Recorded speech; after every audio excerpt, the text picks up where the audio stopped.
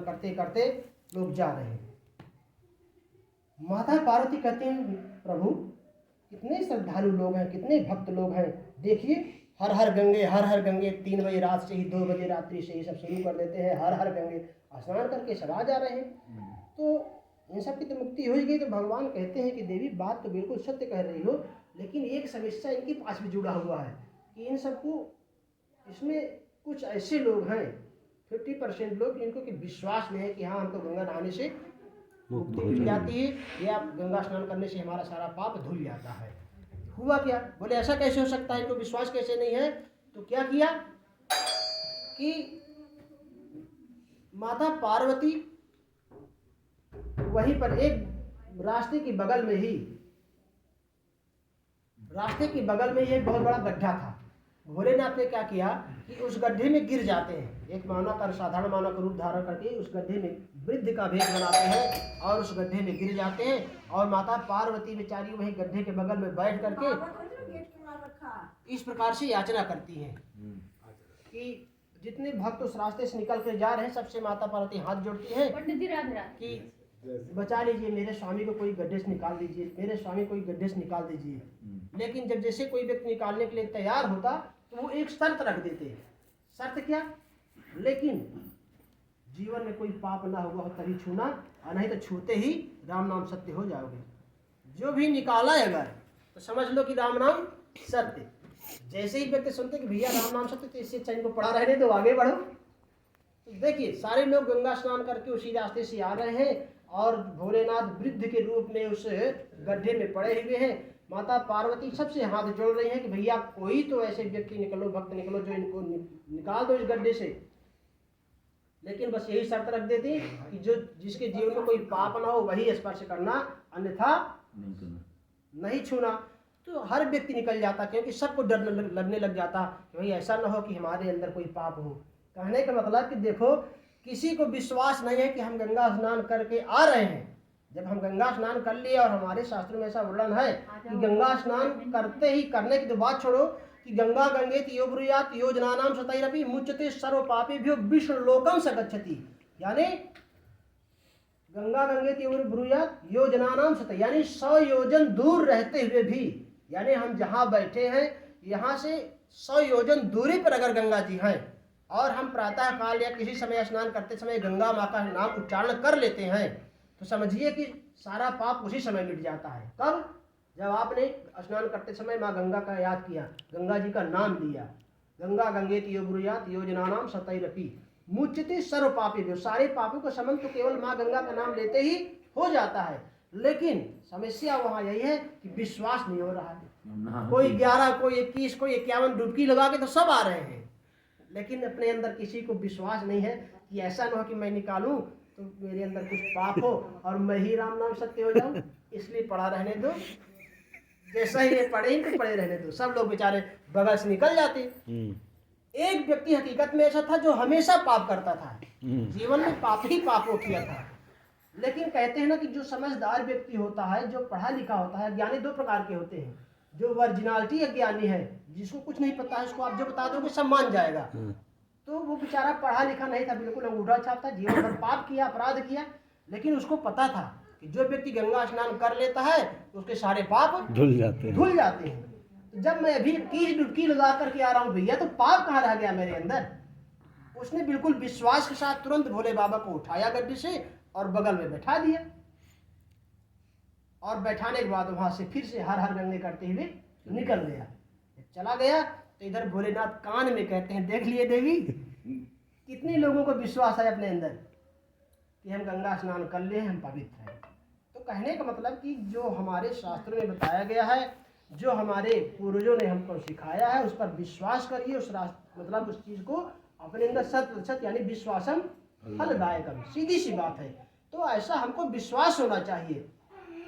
तब भोलेनाथ धीरे से कान में कहते हैं कि देवी देख लो, स्नान तो हजारों लोग गए इकट्ठे, लेकिन विश्वास इस हजारों में, लाखों में कोई एक व्यक्ति को हो पाया। कहते हैं ना कि मनुष्याणाम सहस्रेषु कश्चित् यतत सिद्धये। मनुष्याणाम, भगवान गीता में कहते हैं, हे अर्जुन, मनुष्याणाम सहस्रेषु कश्चित् यतत सिद्धये यततावपि सिद्धानाम कश्चिन् माम वेद तत्वतः।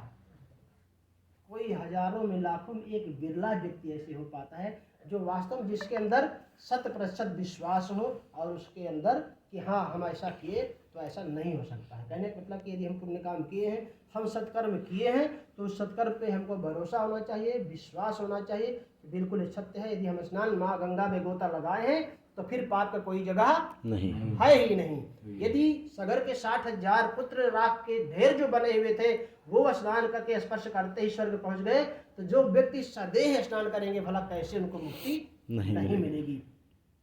तो इस प्रकार से यही वजह था कि महाराज परीक्षित को जब श्राप हुआ तो देखिए पहली बात तो जिसकी रक्षा गर्भ में भगवान ने किया हो, जिसकी रक्षा गर्भ में भगवान किए हैं, फिर उसको अकाल मृत्यु का कोई सवाल ही नहीं है। दूसरी बात ये थी कि गंगा जी के किनारे पहुंचने का उनका ये भी कारण था कि मान लो किसी कारणवश हम वहां पहुंचते हैं, अगर अकाल मृत्यु होती भी है तो भैया जब 60,000 सगर के पुत्रों की अकाल ही मृत्यु तो हुई।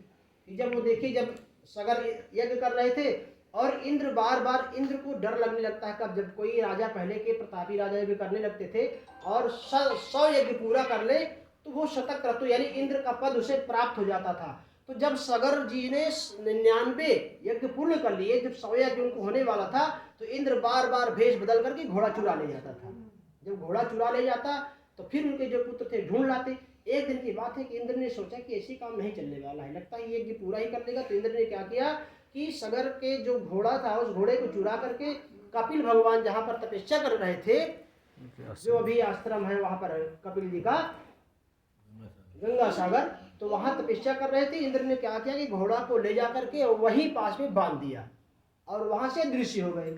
सगर के 60,000 पुत्रों ने सागर को इस धरती को खोदते खोदते जब वहां पहुंचते हैं देखते हैं तो एक ऋषि मुनि बिल्कुल समाधि में बैठे हुए हैं। जब समाधि में बैठे हुए हैं देखिए इन लोगों की दुर्बुद्धि या एक समय कहते हैं कि जब जो कुछ होना होता है, जब विधान बन जाता है तो बुद्धि भी उसी तरह से विपरीत हो जाती है।